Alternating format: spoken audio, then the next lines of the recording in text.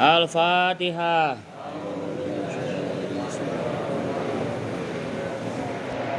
Ar-Rahmanir-Rahim. Maliki yaumiddin. Iyyaka na'budu wa iyyaka nasta'in. Ihdinas siratal mustaqim. Siratal ladzina an'amta 'alaihim ghairil maghdubi 'alaihim waladdallin. Bismillahirrahmanirrahim. Waqala, dan berkata siapa iblis, lahum kepada afariti syayatin, kepada anak buahnya ifrit setan-setan, qad sulibtu, telah diberi kekuasaan siapa aku ala mali Ayyuba, atas merusak hartanya Nabi Ayub. Kan awalnya kan iblis itu ingin menguji Nabi Ayub, ya, dengki terhadap kesabaran Nabi.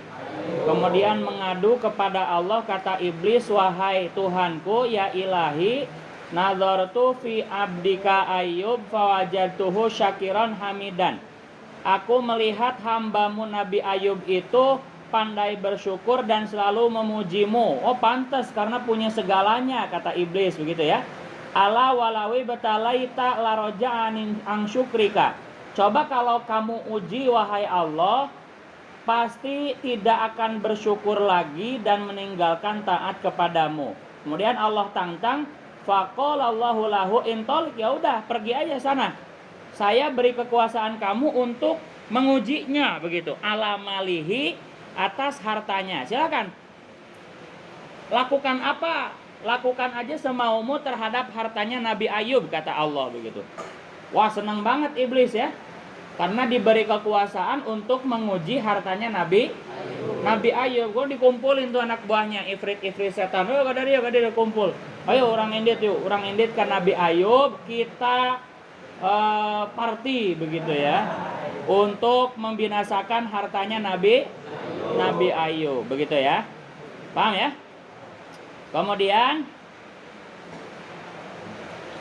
sulitu ala mali Ayyuba waqala, dan berkata siapa iblis li ifritin, kepada salah satu jin ifrit min hadari afarit, i'ti, datanglah kamu, al ibila, kepada unta, waru'ataha, dan kepada penggembalanya ibil, fa'ahrik, maka bakarlah kamu kepada ibil waru'ataha.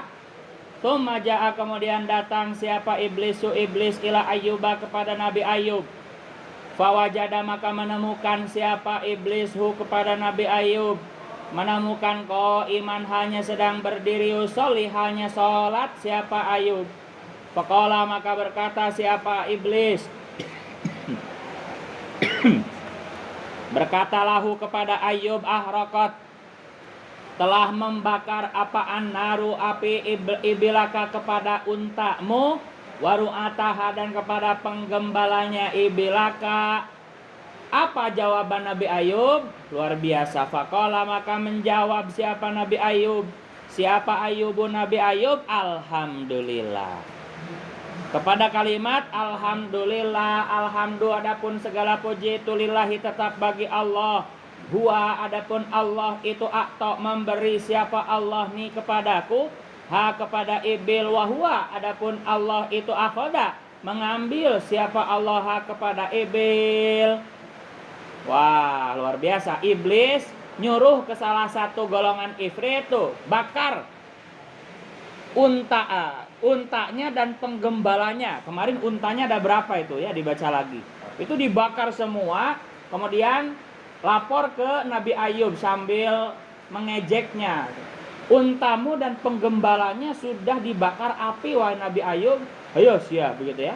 Kirain bakal goyah, begitu ya, tapi ternyata Nabi Ayub menjawab dengan luar biasa, alhamdulillah. Dibakar, alhamdulillah. Allah yang ngasih, Allah yang ngambil, ya alhamdulillah. Ya, kayak tukang parkir aja. Punya mobil CR-V, punya Pajero, punya Ferrari, Lamborghini, diambil sama pemiliknya ya biasa aja, nggak ngerasa sedih ya. Nggak, oh jangan ini mobil saya. Nggak, tidak mengaku-ngaku mobilnya begitu ya, kayak tukang parkir. Hanya dititipkan, dititipi begitu. Ya juga sama, unta dan penggembalanya itu titipan bagi Nabi Ayub dari Allah, ya diambil sama Allah ya nggak apa-apa, alhamdulillah. Tuma fa'ala, kemudian melakukan siapa? Iblis misla dzalika, kepada semisal itu ihraq, semisal itu membakar, bil ghanami dengan kambing, waru'atiha dan penggembalanya ghanam. Tuma ja'a, kemudian datang siapa iblis ila Ayyuba, kepada Nabi Ayub. Waqala, dan berkata siapa iblis lahu kepada Nabi Ayub, nasafat, merusak apa arihu angin, zar'aka, kepada tumbuhanmu, fahamida, maka memuji siapa Ayub Allah kepada Allah, wa asna, dan tegasnya memuji siapa Ayub alaihi atas Allah. Juga sama, ke kambingnya, ke tumbuhannya, ke ladangnya, ke sawahnya. Iblis pun merusaknya dengan cara meniupkan angin tadi ya. Ada angin puting beliung hingga rusak, mati semua. Mungkin kambingnya pada terbang semua ke bawah angin tornado begitu. Kemudian sama laporan ke Nabi Ayub, kambingmu juga rusak Nabi Ayub, begitu dirusak angin. Alhamdulillah, tidak goyah sedikit pun. Iblis mulai panas. Aneh jelema teh begitunya. Batur mah sedih ya, ngadan alhamdulillah kumahan.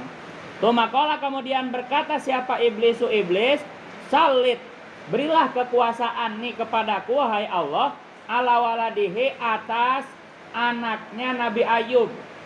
Kemudian laporan kepada Allah, wahai Allah, aku menguji hartanya Ayub gak goyang, hebat, kuat, tapi belum tentu dengan anaknya dia bisa kuat. Beri aku kekuasaan untuk menguji anaknya Nabi Ayub. Apa kata Allah? Faqala, maka menjawab siapa Allah lahu kepada iblis, intolik, ya pergilah sana, bebas, hegae gitu. Qad salatu, telah memberi kekuasaan siapa aku kepadamu, ala waladihi, atas merusak anaknya Nabi Ayub. Fadhahaba, wah senang, iblis senang, wah aku anak nama mau kuat ya gitu kan.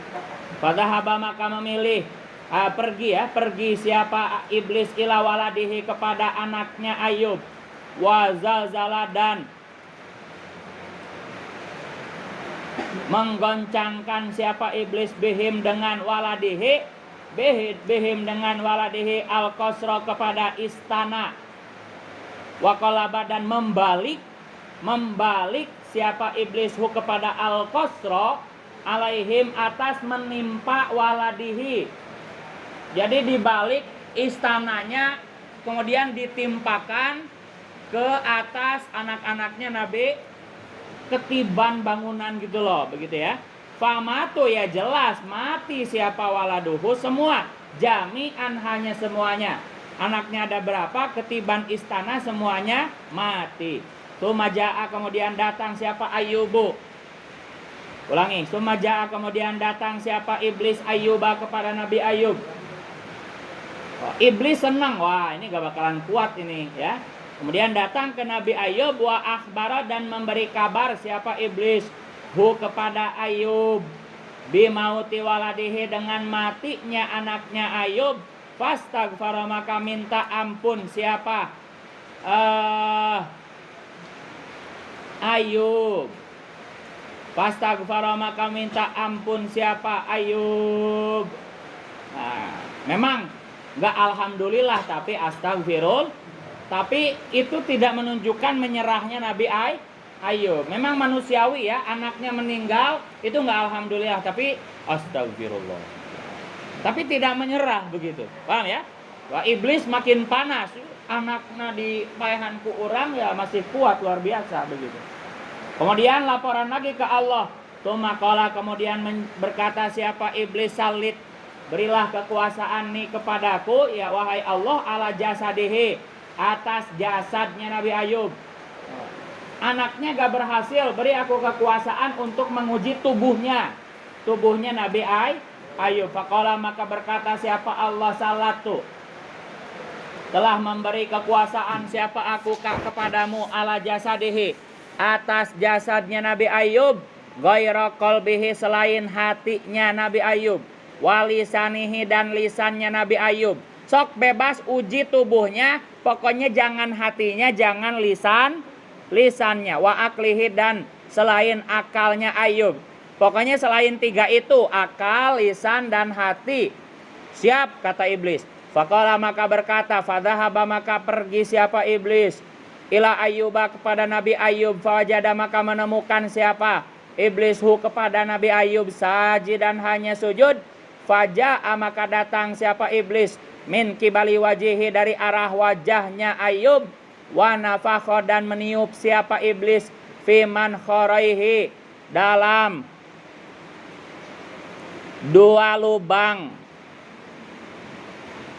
hidungnya Ayub, nafkhatan dengan tiupan ista'ala yang terbakar minha dari nafkhoh, terbakar minha dari nafkhoh apa jasaduhu jasadnya Ayub ya, sehingga tubuhnya melepuh ya, melepuh bisul begitu hingga banyak belatungnya. Wawaqa'a dan terjadi fihi di dalam jasadihi apa hikatun gatel. Jadi setelah ditiup tubuhnya terbakar dan gatel yang luar biasa. Fahaka maka menggaruk siapa Nabi Ayub ha kepada hikah bi adfarihi dengan kukunya Nabi Ayub. Saking gatelnya digaruk pakai kuku. Saking gatelnya hatta sakotot sehingga rontok apa adfarohu kulluha ya semuanya adfaruhu, sampai kukunya itu terlepas saking kerasnya menggaruk kulitnya. Bayangkan itu gatalnya kayak apa. Sumahaka kemudian menggaruk siapa Nabi Ayub ha kepada hikah bil masuhi dengan baju berbulu, bil masuhi dengan baju berbulu al khosnati yang kasar. Summa bil fakhori kemudian bil fakhori kemudian menggaruk dengan cuilan genteng atau keramik. Wal hijaroti dan batu. Falam yazal maka terus menerus siapa Nabi Ayub itu yahukku menggaruk siapa Ayub ha kepada hikah hatta takotoa boleh sehingga protol apa istilahnya ya, putus-putus boleh apa jasaduhu jasadnya Ayub, wa antana dan bau busuk apa jasaduhu, fa akhraja maka mengusir hu kepada Nabi Ayub siapa ahlul qaryati penduduk kampung, waja'ala dan menjadikan waja'alu dan menjadikan siapa ahlul qaryah hu kepada Ayub ala kinasatin atas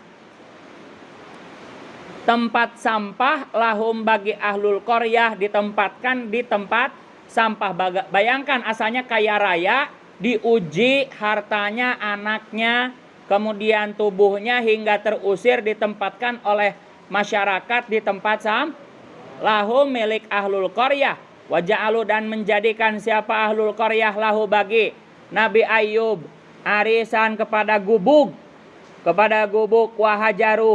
wahajaro dan meninggalkan hu kepada Nabi Ayub siapa annasu manusia kulluhum ya semuanya nas illa zaujatuhu boleh illa zaujatahu, ulangi zaujatahu aja, illa zaujatahu kecuali istrinya Nabi Ayub luar biasa solehah ya, al-musammata yang dinamakan Rohmata kepada Siti Rahmah namanya. Istri Nabi Ayub Siti Rahmah. Fakanat ya sesuai namanya Rohmatun kasih sayang. Fakanat maka ada siapa Rohmah itu takhdumu melayani siapa Rohmahu kepada Nabi Ayub bima dengan perkara yasluhu yang pantas atau yuslihu boleh yuslihu yang memperbaiki apa mahu kepada Nabi Ayub, wa ta'ti dan mendatangi siapa rohmahu kepada rohmahi kepada Nabi Ayub, bito'ami dengan membawa makanan. Terus apa itu? Wahajaro dan meninggalkan kepada Nabi Ayub siapa salah satu 3 orang, alladzina rupanya orang, amanu yang telah beriman siapa alladzina, walam yatruku dan tidak meninggalkan siapa salasa, dinahum kepada agamanya salasa.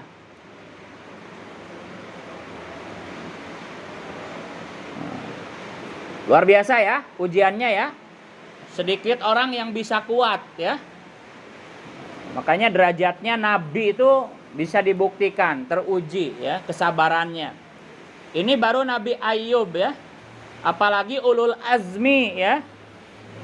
Yang dikumpulkan dengan lafaz nimim, Nuh, Ibrahim, Musa, Isa dan Nabi Muhammad begitu. Itu lebih lagi kesabarannya.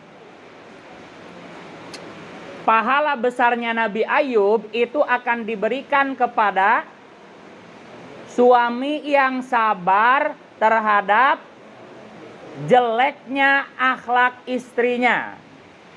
Jadi pahala yang besar itu akan diberikan kepada suami jika sabar kalau istrinya akhlaknya jelek. Memang kalau dipikirkan dalam-dalam ini ada sedikit kejanggalan ya. Ini kan istrinya yang jeleknya akhlak, padahal istrinya Ayub itu kan solehah, begitu ya. Ini kan janggal ya. Tapi bukan kesananya, tapi perbandingannya istri yang jelek sebagai cobaan, jelek akhlaknya, itu sama dengan beratnya cobaan Nabi Ayub. Jadi jangan cobaannya, perbandingannya, paham nggak? Perbandingan jeleknya akhlak istri itu sama dengan beratnya cobaan Nabi Ayub. Bukan perbandingan istrinya kita dengan istrinya Nabi Ayub, bukan ya. Paham ya? Berat kan menghadapi istri yang tidak solehah, yang nakal, yang tidak baik akhlaknya. Itu sama beratnya dengan cobaan Nabi Ayub. Maka pahalanya akan diberi kepada suami yang sabar akan jeleknya akhlak istri, begitu. Jadi jangan dikit-dikit minta cerai ya. Jadi cerai itu di fikih hanya diperbolehkan kalau udah alasannya dibenarkan oleh syariat. Di antaranya ya kemarin ya. Misalkan kalau dari pihak suami yang nggak bisa berdiri ya, lemah begitu ya, dipaksa berdiri.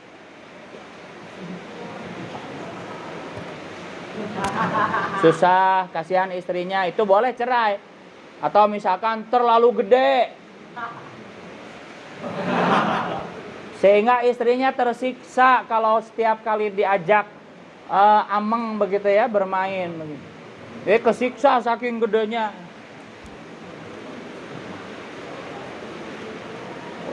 Tembus sampai lambung. Itu bisa juga jadi syariat. Atau dari pihak istri misalkan buntu ya, jadi gak ada bolongnya, mentok buntu. Nah, itu juga boleh ya. Atau apalagi misalkan terhalang sama tulang, misalkan dia terlahir di bolongannya ada tulang yang menghalangi, ya juga sama, itu boleh. Atau tidak bisa punya anak, mandul, misalkan rahimnya udah diangkat karena kecelakaan, itu juga boleh. Paham ya? Nah, itu baru bisa cerai, tapi tentunya dengan cara yang baik. Jangan dibuka aibnya ke orang lain begitu, dengan cara yang baik. Tapi selama kalau urusannya bukan seperti itu, akhlak, itu lebih baik sabar ya. Karena bisa jadi dengan kesabaran itu kita mendapat pahalanya Nabi Ayub. Istri sebaliknya, kalau suaminya yang bejat ya, maka akan diberi pahalanya Siti Asiyah, istrinya begitu. Jadi jangan dikit-dikit minta cerai, sabar aja, selesaikan sebisa mungkin. Baru aja nikah berapa bulan udah cerai ya. Jangan seperti itu. Kita santri ya harus mampu untuk mengatasi masalah rumah tangga ya. Karena ngaji ukudul lujen. Seharusnya kan bayangkan istrinya Nabi Ayub itu di saat orang-orang meninggalkan Nabi Ayub, istrinya masih sabar. Jadi nggak gampang cerai begitu. Begitupun Siti Asiyah ketika suaminya nggak tanggung-tanggung ngaku jadi Tuhan. Nggak tanggung-tanggung, ini anallah, aku adalah Allah begitu. Tapi tetap tidak menceraikannya. Bayangkan istri-istri sekarang, ya, nggak dikasih perhatian dikit aja, wah cerai aja, gitu ya. Jadi pentingnya ngaji ya seperti itu. Sebisa mungkin jangan cerai. Saling menurunkan ego, komunikasikan, musyawarah, insya Allah ada jalan. Selanjutnya, waruya dan diriwayatkan apa ana rajulan. Nah ini ceritanya Sayyidina Umar nih yang lucu ya.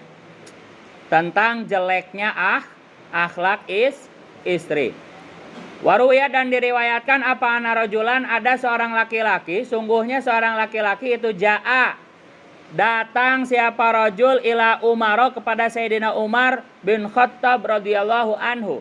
Yashku halnya ingin mengeluhkan siapa rajul ilaihi kepada Sayyidina Umar khuluqa zaujatihi, kepada jeleknya akhlak istrinya si rajul. Fawaqafa, maka terdiam siapa rajul bibabihi, di pintunya Sayyidina Umar. Yantadhiru, hanya menunggu siapa rajul hu kepada Sayyidina Umar. Fasami'a, maka mendengar siapa si rajul imro'atahu, kepada istrinya Sayyidina Umar, tastatilu, halnya cerewet, bawel, bentak-bentak, boleh siapa imro'atahu alaihi atas Sayyidina Umar, bilisaniha, dengan lisannya imro'atahu, wahwahanya adapun Sayyidina Umar itu sakitun, diam saja, la yarudu, tidak menjawab atau membalas siapa Sayyidina Umar alaiha atas imro'atahu.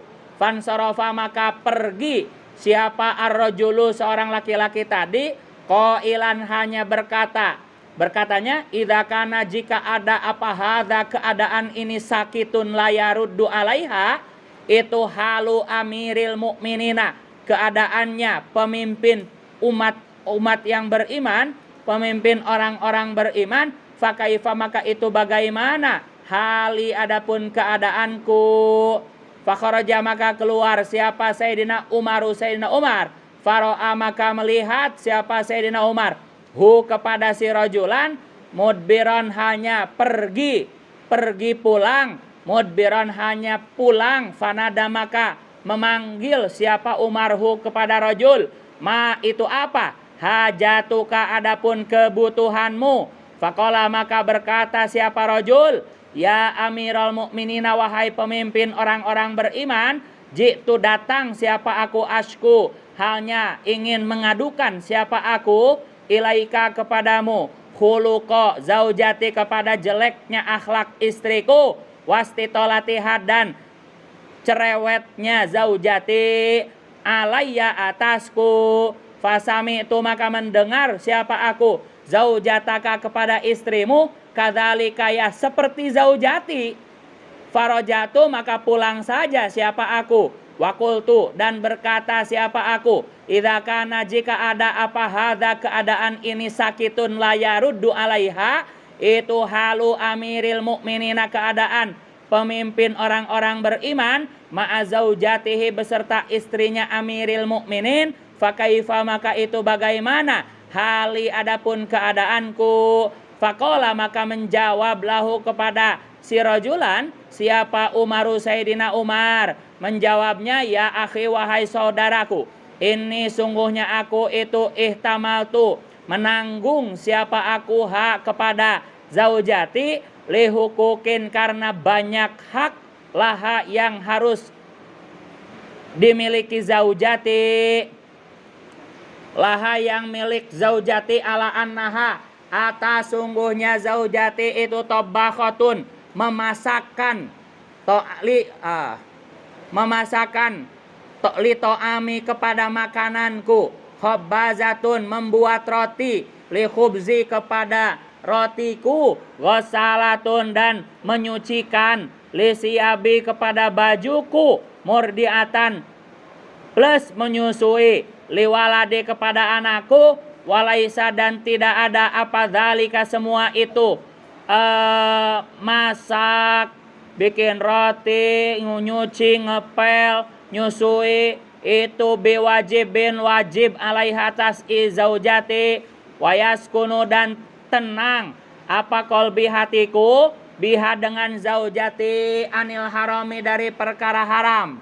Fa'ana maka adapun aku itu ihtamala itu ahtamilu menanggung sabar siapa aku hak kepada zaujati lidzalika karena itu tobakhotun li to'ami khobbazatun li khubzi ila akhirih. Faqala maka berkata siapa arrojulu seorang laki-laki tadi, ya amiral mu'minin wahai pemimpin orang-orang beriman, wa kadzalika dan itu begitu juga zaujati adapun istriku. Qala maka berkata siapa Sayyidina Umar fahtamil maka sabarlah, tanggunglah sabar ha kepada zaujah ya akhi wahai saudaraku, fa innama hiya maka hanya saja adapun zaujati itu zaujah itu muddatun masa yasiratun yang sebentar. Paham nggak? Paham nggak ceritanya, paham nggak? Jadi suatu ketika ada seorang sahabat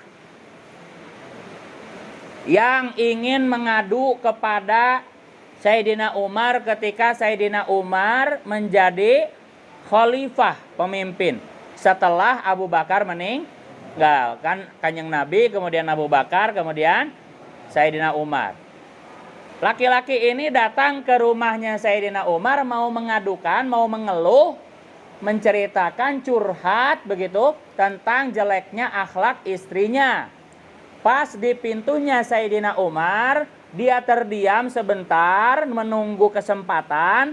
Tiba-tiba kebetulan mendengar dari luar, di dalam istrinya Sayyidina Umar itu bentak-bentak marah-marah kepada Sayyidina Umar. Tujuan dia mau curhat akan jeleknya akhlak istri, tapi di pintu, loh, istrina Sayyidina Umar ke sarua jadi istri orang. Tapi Sayyidina Umar gak sedikit pun membalas, diem aja. Padahal kita tahu Sayyidina Umar begitu tegasnya, begitu galaknya, begitu disegani oleh umat Islam. Tapi ngadepin istri diem aja. Bukan karena suami takut istri, bukan. Tapi karena mengingat akan hak yang harus dilakukan suami terhadap istri. Kata si rajul tadi, kalau keadaan Sayyidina Umar yang begitu hebatnya aja seperti ini, mampu sabar, gak jawab sedikit pun, apalagi saya begitu. Ya udah pulang aja, saya udah dapat jawabannya begitu. Tanpa curhat pun udah dapat jawaban dengan melihat contoh akhlak Sayyidina Umar. Pas mau pulang kedengar suara kakinya, kemudian Sayyidina Umar keluar, "Hei rajul, ada apa? Apa kebutuhanmu? Ma hajatuka?" Kemudian dipanggil wanadahu dan menceritakan tadinya Sayyidina Umar, aku itu mau curhat soal istriku, cerewet, bawel, bentak-bentak ke saya, gimana ya? Tapi di sini aku mendapat jawabannya, istrimu juga sama kayak istriku wahai Sayyidina Umar begitu. Kemudian dengan tersenyum Sayyidina Umar mengatakan, ya akhi wahai saudaraku, ya, aku ini diam karena ada hak yang harus dilakukan aku terhadap istriku. Istri saya memasak untuk saya, masakin, nyuciin baju, nyetrikain, nyusuin anak, beres-beres rumah. Padahal semua itu tidak wajib bagi dia. Sehingga aku tenang, pikiranku tenang dan aku terjaga dari perkara haram. Karena jerih payah istriku yang melakukan apa yang bukan kewajiban bagi dia. Sehingga kenapa aku gak mampu sabar begitu. Paham ya? Karena itu hak bagi istri. Sehingga aku menahan kesabarannya. Sehingga kamu pun yang sabar aja. Kalau seperti itu ya, istri saya juga sama. Sayyidina Umar masakin begitu ya, nyusuin anak saya, nyapu, ngepel itu tanpa pembantu begitu. Ya udah sabar aja nggak apa-apa. Nah itu luar biasa ya. Baik, bandingkan dengan keadaan suami-suami sekarang ya. Istrinya udah masakin, udah kayak babu. Nyari istri apa nyari pembantu begitu kan? Udah harus siap, dituntut banyak begitu ya. Salah dikit dibentak-bentak, udah kayak hamba sahaya amat aja begitu ya. Tapi luar biasa Sayyidina Umar yang mampu sabar, padahal galaknya, tegasnya kita tidak meragukan lagi. Bahkan dalam riwayat hadis dikatakan saking apa istilahnya berwibawanya Sayyidina Umar, jika Sayyidina Umar lewat kepada satu jalan, setan akan memilih jalan yang lain. Jadi setan pun takut kepada Sayyidina Umar.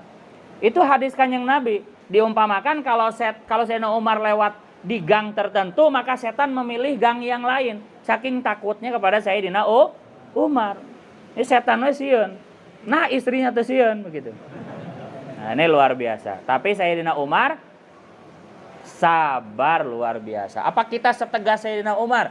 Seakhlak, sebaik, sesoleh Sayyidina Umar? Tentu tidak. Kenapa kita gak mampu sabar begitu? Maka nanti kalau mendapatkan istri yang akhlaknya kurang baik, sabar saja ya. Kalau istrinya masakin ya. Jadi adil begitu ya, sabar saja. Jangan sedikit-dikit minta cerai. Yang sabar, karena tidak ada perempuan yang sempurna, begitupun tidak ada laki-laki yang sempurna. Kita memilih pasangan itu udah siap dengan segala kekurangannya ya. Kalau mau yang sempurna berarti akan jomblo selamanya, karena nggak ada ya orang yang belum nikah misalkan ya. Kenapa belum nikah? Saya belum mendapatkan yang pas. Nggak akan dapat yang pas ya. Pokoknya urusan jodoh ya, yang penting bogoh udah. Yang penting bogoh, yang penting senang, suka, nafsu begitu ya. Itu cukup ya. Adapun kesempurnaan itu hanya milik Allah. Bisa jadi dia sempurna di satu bidang, tapi pasti tidak sempurna di bidang yang lain. Karena saling melengkapi. Kalau pengen yang sempurna, yakin seumur hidup gak bakalan nemu-nemu, karena gak ada yang sempurna. Paham ya? Jadi urusan jodoh nanti kalau udah waktunya umur 25, 27, sekarang jangan dulu, kalian fokus dulu mengembangkan nilai diri ya, supaya mahal harga dirinya, mahal dulu. Nanti supaya dapat istrinya juga yang mahal harganya begitu. Kalau sekarang nikah ya murah harga diri kita, dapatnya tentu yang murah begitu. Paham ya? Jadi nanti pas waktunya nikah, urusan wanita jangan banyak pilih-pilih, karena nggak ada yang sempurna. Pokoknya menyenangkan, menarik, syahwat, ya nafsu, ya bogo, pinyogong. Pokoknya itu udah cukup ya. Jangan mencari yang pengen sempurna. Gak ada yang sempurna. Nanti yang sempurna bidadari saja di akhir. Kalau di dunia ya sayana.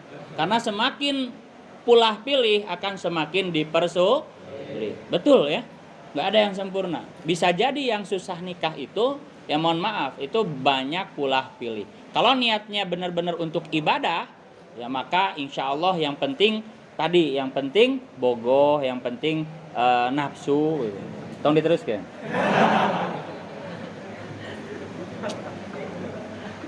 Sabar saja kata Sayyidina Umar, fa innama hiya muddatun yasiratun. Sebentar, ya hidup di dunia itu sebentar, sabar saja begitu.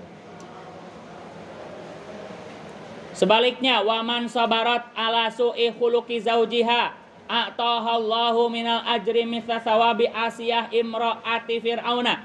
Waman adapun barang siapa itu sabarat, perempuan ya. Waman adapun perempuan atau istri sabarat yang sabar siapa man ala su'i khuluqi zaujiha, atas jeleknya akhlak suaminya siman, atau maka akan memberi hak kepada siman istri zaujah boleh siapa Allah minal ajri dari pahala misla sawabi Asyata, kepada semisal pahalanya Siti Asyah imro'ati Fir'auna, yang menjadi istrinya Fir'aun. Wahia, adapun Asyah itu bintu Muzahimin, putrinya Muzahim, binti Muzahim. Wadzalika, adapun jelasnya misla sawabi Asyah itu anna Musa, sungguhnya Nabi Musa alaihissalam itu lama golaba, ketika mengalahkan siapa Musa as-saharata, kepada ahli-ahli sihir, amanat, maka beriman siapa Asyah bihi, dengan Nabi Musa. Jadi Siti Asyah istri Fir'aun itu beriman ketika Nabi Musa mampu mengalahkan ahli sihir yang ditugaskan oleh Fir'aun, ketika tongkatnya memakan ular-ular sihirnya saharatu Fir'aun. Amanat bihi siapa Asyatu Asyah, falama tabayana, maka ketika jelas li Fir'auna, kepada Fir'aun apa imanuha, keimanan Asyah, dako, maka menancapkan atau memasung, boleh memasung siapa Fir'aun liyadaiha, kepada dua tangannya Asyah, warijlaiha, dan kedua kakinya Asyah, arba'ata autadin, kepada 4 paku, fil ardi, di tanah. Bayangkan dipasung tangan kakinya dua-duanya dipaku. Wah, luar biasa kejamnya. Ketahuan beriman, 2 tangan dan 2 kakinya dipaku di atas tanah. Wasyajaha, dan mengikat siapa Fir'aun kepada kepada arba'ah. Ulangi, kepada itu tangan dan kaki, atau ke Asyah boleh. Kepada Asyah fiha, di dalam arba'ah autad, kulla udwin, kepada setiap anggota tubuh, bihablin, dengan tali. Kemudian diikat, udah dipasung, kemudian diikat dengan tali masing-masingnya. Waja'ala, dan menjadikan siapa Fir'aun kepada Asyah fi muqabalati syamsi, dijemur di atas matahari, di gurun pasir. Bayangkan panasnya kayak apa di gurun pasir. Di aspal aja udah panas banget, ini di gurun pasir. Luar biasanya, dipasung, diikat, kemudian dihadapkan ke matahari, diterik panasnya matahari. Panasnya kayak apa? Disiksa luar biasa. Karena Fir'aun terobsesi jadi Allah yang menyiksa dengan api neraka begitu.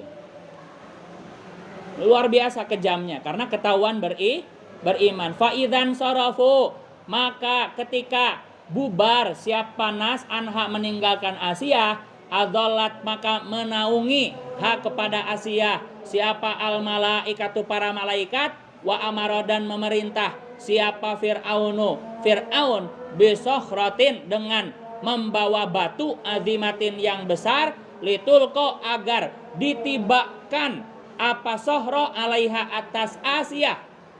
Gak cukup di sana, Fir'aun memerintahkan untuk Asyah agar ditiban oleh batu besar. Ya, dipasung, dijemur, ditiban batu besar. Luar biasa kejamnya. Falama, atau maka ketika datang siapa kaum kepada Asyah bisokhroti, dengan batu besar, qalat, maka berkata siapa Asyah, Rabbi benili indaka baitan fil jannah. Rabbi, ini ada dalam Al-Quran ya, diabadikan dalam Al-Quran. Rabbi beni, wahai Tuhanku, ibni, bangunkanlah li untukku, indaka, di sisimu, baitan, kepada rumah, fil jannati, di surga. Kemudian tiba-tiba fa'absorot, maka bisa melihat siapa Asyah al-baita, kepada rumah yang dibangunkan Allah di surga tadi, min marmarota, dari marmer baido, yang putih. Fantazaat, maka copot apa ruhnya Siti Asyah, faulkiyat, maka dijatuhkan apa asohrotu, batu besar, ala jasadin, atas jasad, la ruha, yang sudah tidak ada nyawa itu maujud, fihi, di dalam jasad, walam tajid, dan tidak merasakan siapa Asyah alaman, kepada rasa sakit. Jadi Allah pun sayang kepada Siti Asyah, sebelum batu itu ditimpakan ke atas tubuhnya, nyawanya sudah dicabut dulu, sehingga nggak kerasa sakit apapun. Bahkan sebelum ditibakan itu, Asyah sudah diperlihatkan rumah yang dibangunkan Allah di surga yang terbuat dari marmer putih yang megah luar biasa. Gak bisa dibayangkan. Karena kenikmatan surga la ainun ro'at, wala udhunun sami'at, wala khutiro ala qalbi basharin khattu.